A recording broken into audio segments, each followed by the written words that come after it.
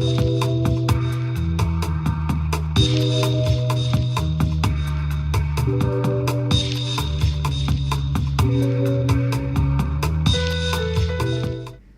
I'm Aaron Short, and you're watching City and State's Last Look. My guest today is mayoral candidate Erick Salgado.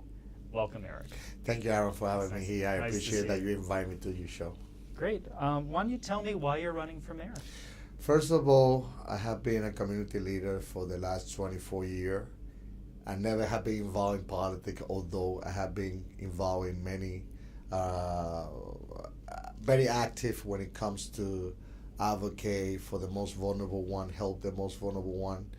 And after Sandy stroke in Brooklyn, my church just happened to be in Bensonhurst. And it was an affected area, but everyone else around it was affected. So I got real involved helping the most vulnerable one in Red Hook, in Staten Island across the bridge, Brighton Beach, Far Rockaway. And while I was helping, I was listening to the current mayor saying that we had to close the Verrazano Bridge. It was very difficult. I live in Staten Island right now.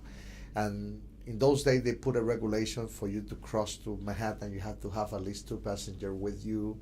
And at the same time, they were still fishing body out of the river.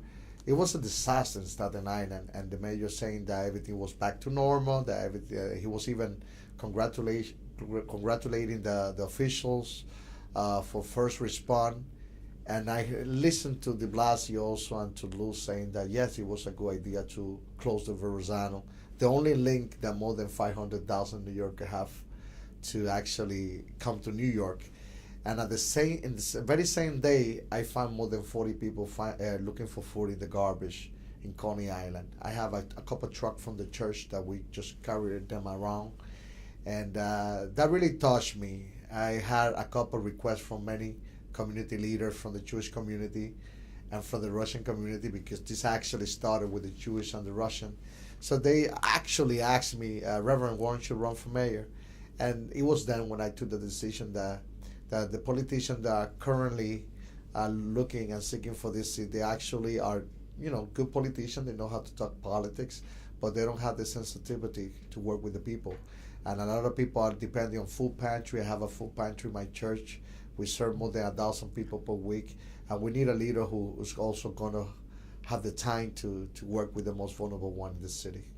Who has no business running for mayor right now? For me, that's not to judge. The only thing I say about Anthony Weiner, because I know that he's the one that everybody's talking about, that he shouldn't mask himself on the Latino name. That's not right. I mean, when I was in school, other people do the thing, and it was always Carlito, Pedrito, and this time was not Carlito chatting on the computer. It was Anthony Weiner. That's the only thing I say to him, that he really had to apologize to the Latino community. The Carlos Danger name? Yes, yeah. He's not Carlos Danger. Now he says Antonio. I don't know. He want to be Spanish, but unfortunately, he's not. It's good to be Spanish this day. I love to be Spanish. Why do you think he did that? Pick that name? I don't know. He's trying to blame us. That's what I think. What do you think?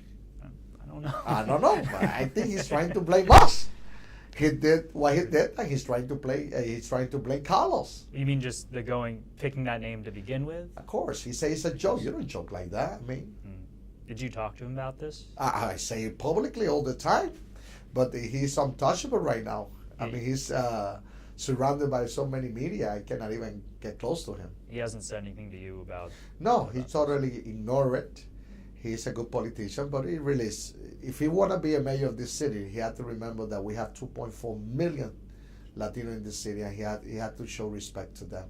And to do something wrong and then try to mask yourself as somebody else, that's not right. I mean, You grew up in a Catholic household? No. Well, you grew up evangelical? No. I told you exactly. My parents, they were Catholic until I was 13, and then at the age of 13, I was the first one who turned into evangelical. So tell me about that. Why did you choose to switch?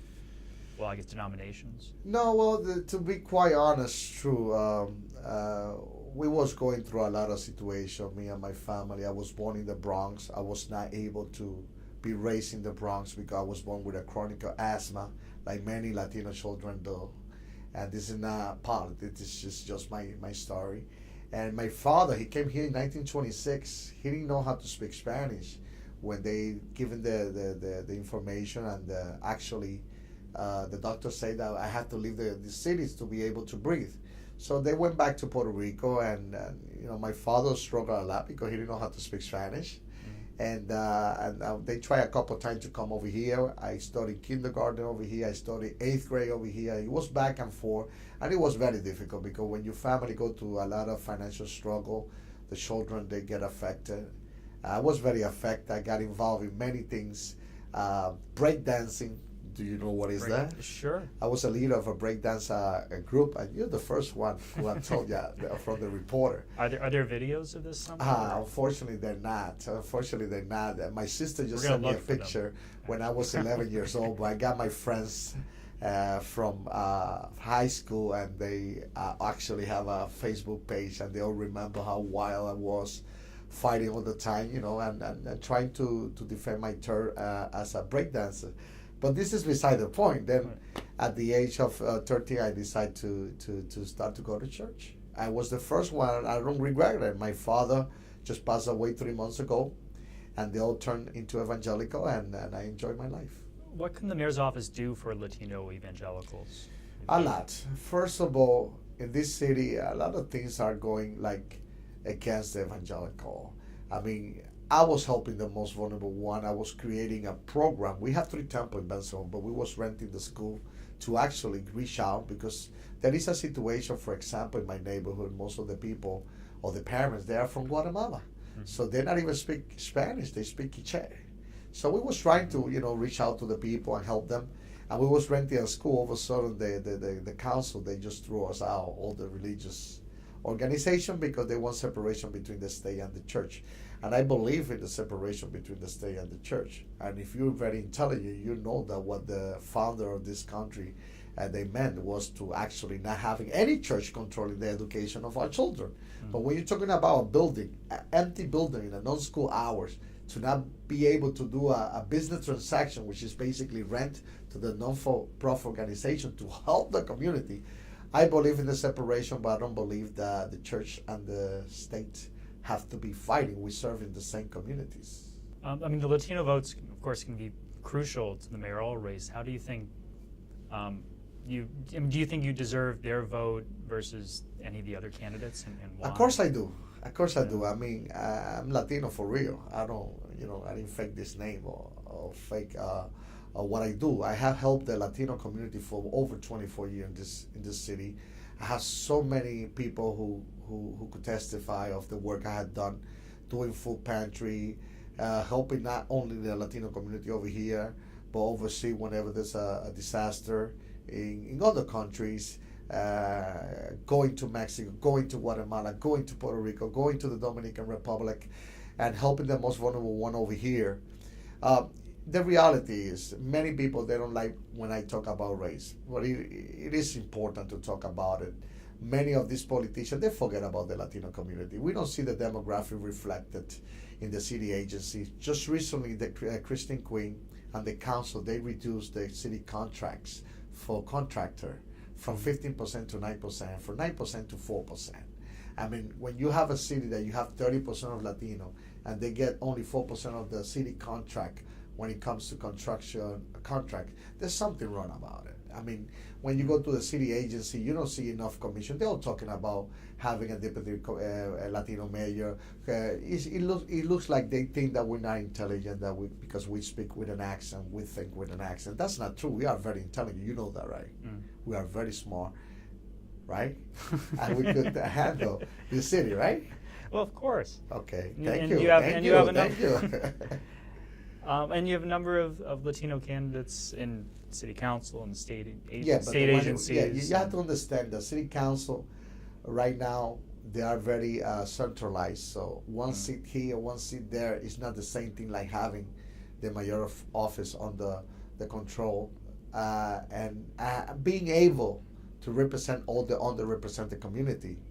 I mean, right now it's cool to be Latino, but my father came here in 1926. We went through a lot.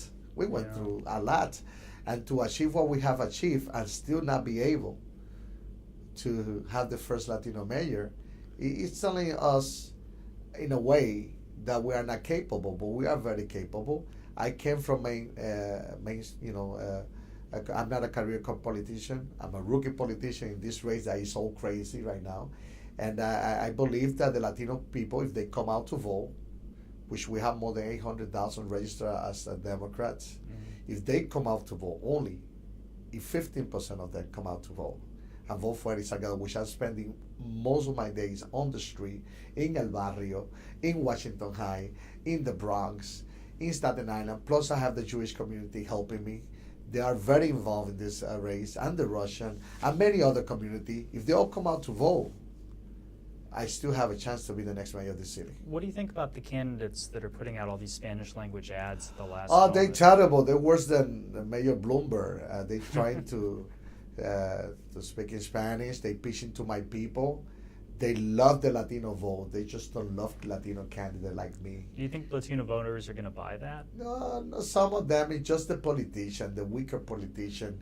They are looking what is best for them, and they're looking for their own sweetheart deal. They always sell out people. That's why I'm in this race. I don't have commitment with no Latino politician other than Ruben Diaz. Is the only one who had the guts to endorse me. All the rest of them, Ruben Diaz, senior. Senior, yes. Yeah. All the rest of them, they're just looking for their own little sweetheart favor. But my Latino community, they're gonna come strong for Erick Salgado. You watch that.